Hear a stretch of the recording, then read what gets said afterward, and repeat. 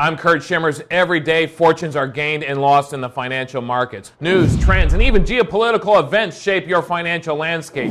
Join me and my expert guests right now on Traders Nation.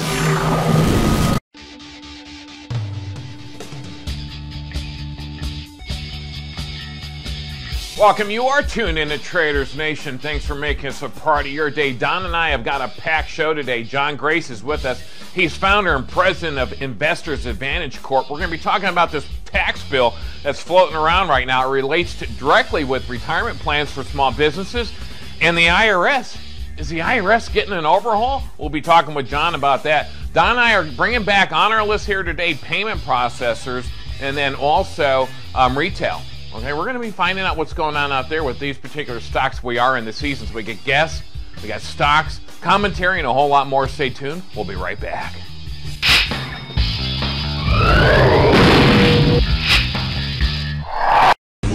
Traders Nation, if you promise not to tune out, we promise not to talk about you while you're gone. Traders Nation. Traders Nation. Get Pro Online DVD Trader today. Whether you're an experienced trader or just beginning, you'll improve your skills dramatically. Click on the Knowledge Center button to order your copy today. Traders Nation, delivering what you want when you want it. Traders Nation. Traders Nation. Live. It's on the whole time. Bringing traders coverage of the markets, solid trading strategies, potential hot stock movers, world-class guests, informative callers, and unsurpassed market chatter for traders to take all the way to the bank. You guys got some great stuff coming out. I mean, it's a great station. Stay on top. This is always changing. It's always fresh. Something new. Stay tuned in. Traders Nation. There's always something to look forward to. Clearly, you can hear the difference. Traders Nation. It's the Traders Nation Network. Hi, I'm Steve Forbes. You're watching Traders Nation. Welcome back. You are tuned in to Traders Nation. Thanks for staying with us, Don. So far, so good. Right? We got him. We got him. We totally do. Payment processors, Don. 'Tis the season. We are in the season, Don.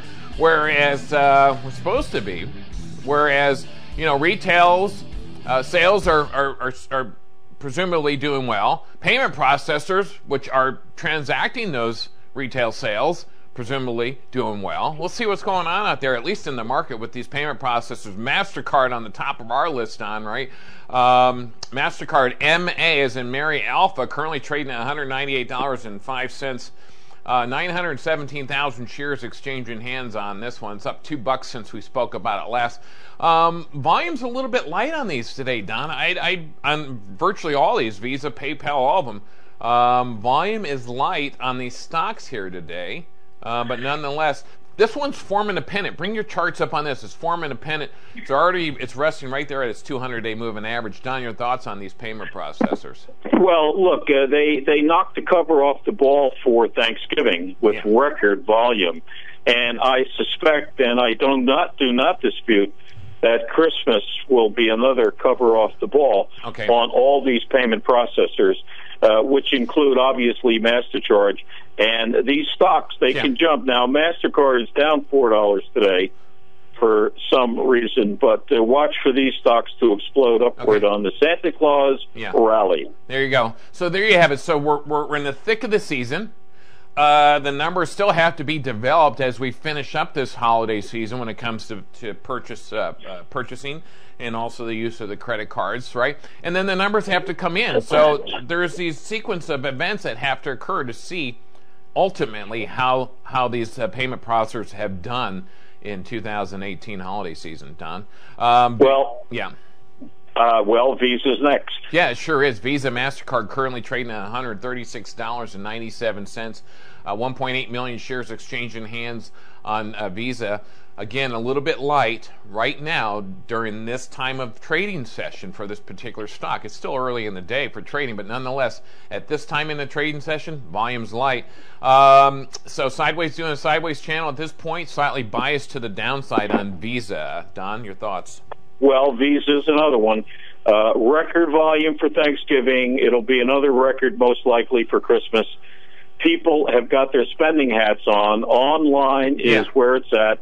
And naturally, and matter of fact, they're developing new applications in some stores where you walk in, the credit card is loaded into your phone, you flash your phone at the barcode, and walk out of the store. Boom. So, yeah, bag it and walk out. So that's the trending technology with all these payment processing stocks. Sure, absolutely. All right, MasterCard, Visa, the two first off our list here today. Visa, of course, the ticker symbol on that one is V as in Victor. And we'll go on to PayPal. PayPal, there you go. PayPal currently trading at $87.85, 1.9 million shares exchanging hands today on Visa. Handsome looking chart on this one, up $4 since we spoke about it last. Getting some resistance right there at that $89.20. If you bring your charts up or you're watching Traders Nation right now, you'll see we popped a line there for you. That's the resistance level. Handsome chart on PayPal. PYPL, Don. Well, PayPal's another one. You got MasterCard, you got Visa, then comes PayPal. PayPal hanging tight in here at around 87.5 inwards. It's actually one of the few processor payment companies that are up today.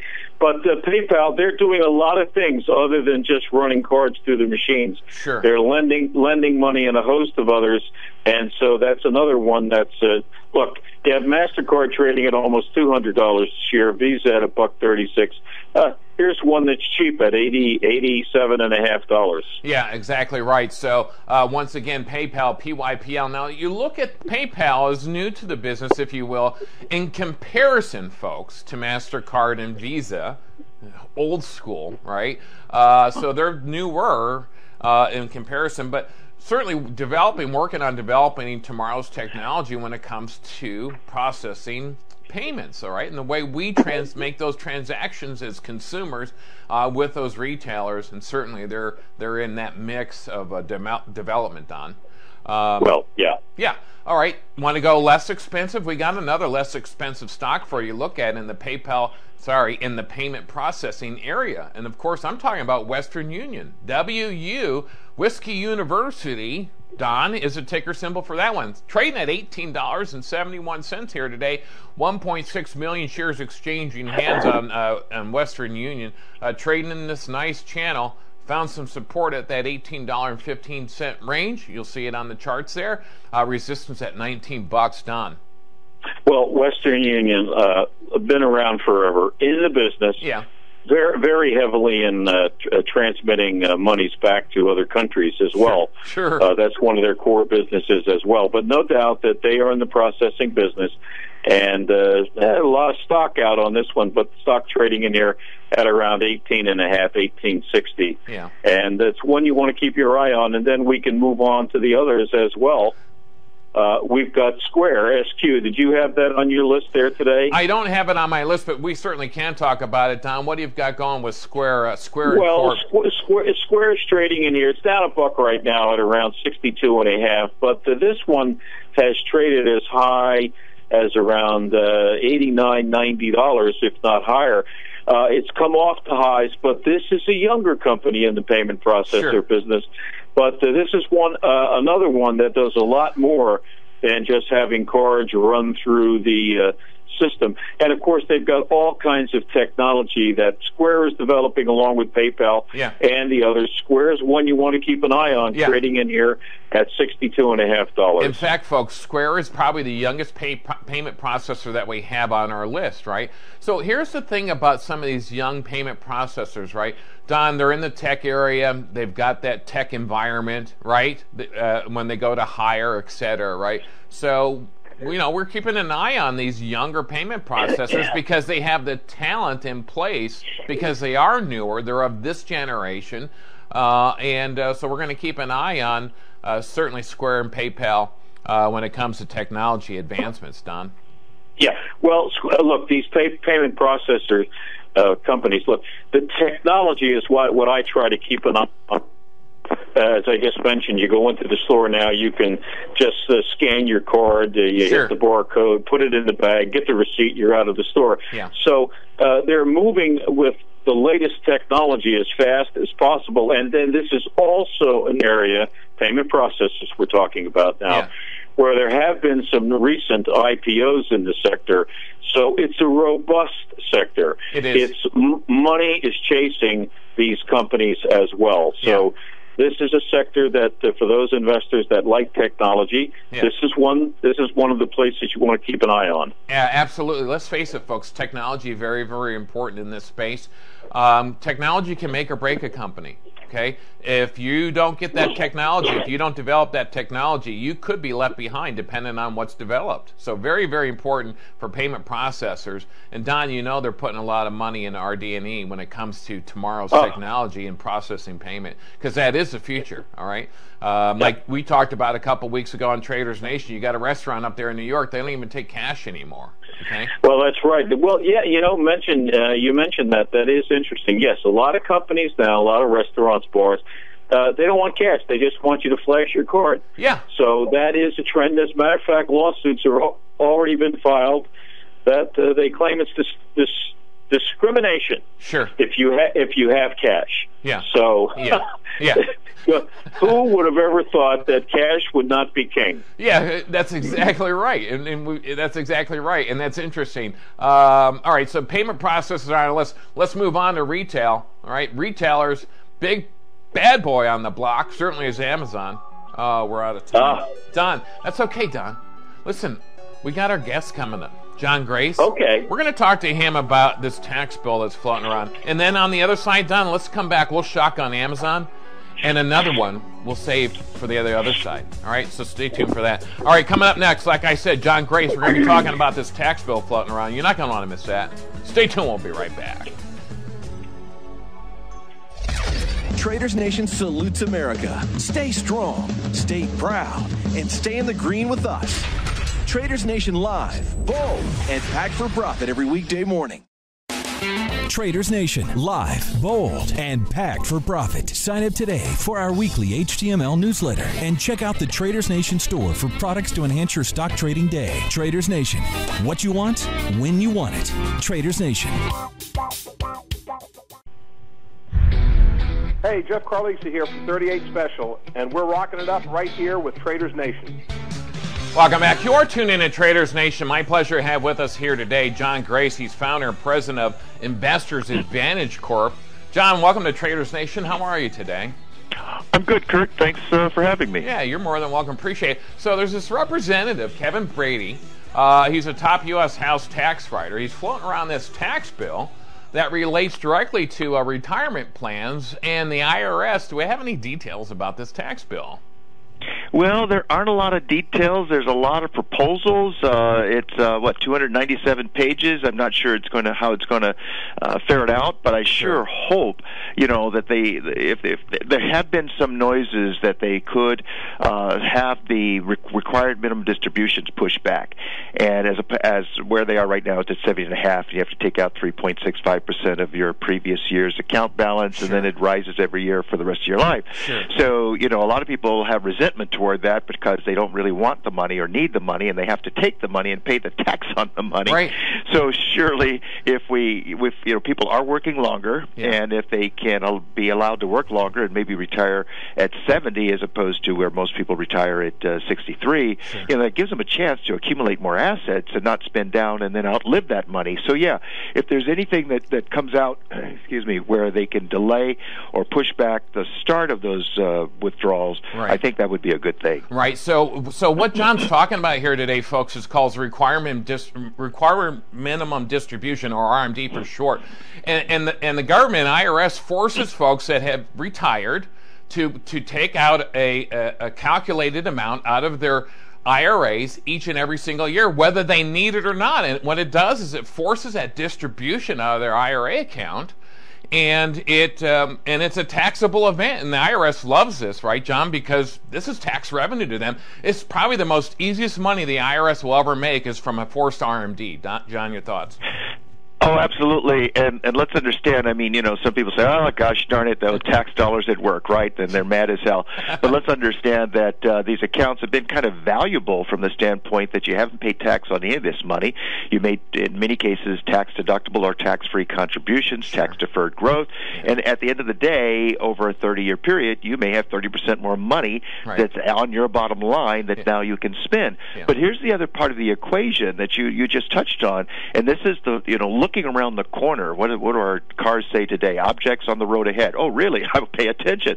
So what the financial services industry and the accounting industry has not helped people see is the withdrawals at 7.5, as I say, is about 3.65%. That's pretty innocuous.